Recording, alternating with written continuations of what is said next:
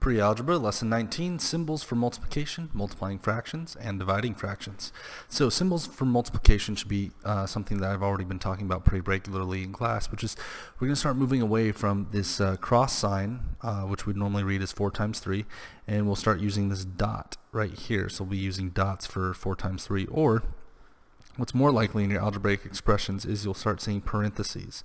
And a good rule to understand in algebra is that whenever two numbers are touching, especially those enclosed in parentheses, that they're being multiplied.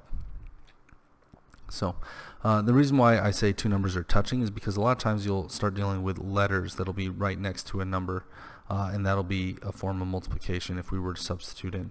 So anytime you have numbers touching parentheses, there's multiplication there. Anytime you have a dot, there's multiplication.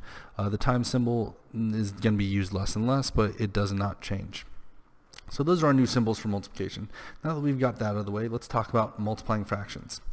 The other symbol that we'll be using is the exponent symbol, which you'll see on one of the examples we're about to do right now. So let's talk about multiplying fractions, and we'll talk about these examples here too. So right here we have 4/9 times 3/4. The way we multiply fractions is we're just going to multiply directly straight across. So numerator times numerator, denominator times denominator. And that will give us our new answer, numerator and denominator. So 4 times 3 would give me a numerator of 12. 9 times 4 would give me a numerator of 36. And then of course I would look to see if I can reduce my final answer. I can see that 36 is divisible by 12. 12 goes into 12 one time. 12 goes into 36 3 times, so 1/3. And that's my final answer. Now, the other form of multiplication is exponents. So what if there is an exponent right there? We remember that the exponent means that this number is being multiplied not once, not twice, but 3 times. And the way I would do that with the fraction is I'm just going to take the problem, I'm going to rewrite it, which is a common theme in algebra. We're often going to have to rewrite our problems before we solve them. So instead of this being 2/3 cubed, or 2/3 to the 3rd power, I'm going to rewrite it as 2/3 times 2/3 times 2/3. And this answers another question, which is yes, I can multiply 3 or more fractions directly in a row. So let's go ahead and solve our problem now that we've written it out. 2 times 2 gives me 4. 4 times 2 gives me 8 for my numerator. And then 3 times 3 gives me 9. 9 times 3 gives me 27 for my denominator. That cannot reduce, so final answer is 8/27. That's multiplying fractions. Now the very, very last part of this lesson is how to divide fractions. Now in order to divide fractions, we have to remember what the word reciprocal means. So if you'll remember, if I take a fraction like 2/3, the reciprocal of 2/3 would be 3/2. It's also known as the multiplicative inverse because it would give us a number of 1. If I were to multiply 2/3 times 3/2, both numbers would cancel. 3 for 3, 2 for 2. I'd end up with 1/1, and the answer would be 1. So the reciprocal is whatever number this number multiplies by to create 1. Or another way to think of it is the inverse fraction.